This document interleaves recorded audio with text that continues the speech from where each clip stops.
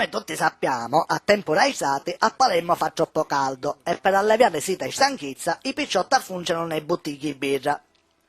Raffaele un giorno si va a fare una caviglia non gli di non un'amica sua, una picciottetta che sapeva buono, che tutti conoscevano come la vedova nera, perché faceva fare i felina. Dai nata, proprio nell'albero di granato, cioè il melograno, c'era un battaglione di caiduboli e Raffaele incominciò a inquietarle. I caiduboli di solito suoi malamanzi e sanno non so cosa fare per o quattro. Però come dicevano gli antichi, meglio una tissata di grappa che 100 mozziconi ai caiduboli.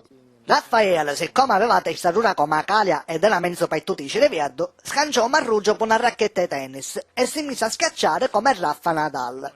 Dato che il suo picciottello aveva perso i primi 2 set contro i carduboli, era troppo arrabbiato e gli appigliava la pistola d'aria compressa che si pittava per ammazzare i siepe. Siccome si tagliava troppo i film di Schwarzenegger, cominciò a sparare tipo Terminator verso l'aviazione dei caiduboli.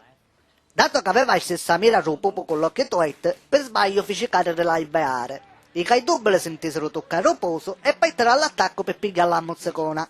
Quando diciamo noi altri in gergo tecnico si mozzicatura la lapa, il veleno di caiduboli c'è che satana filate potuto ignorare la poessa. Il sangue non comincia a fare questione, ignorando vanno per sbattere e come succede in questi casi pigliano vaisonate e si morì subito.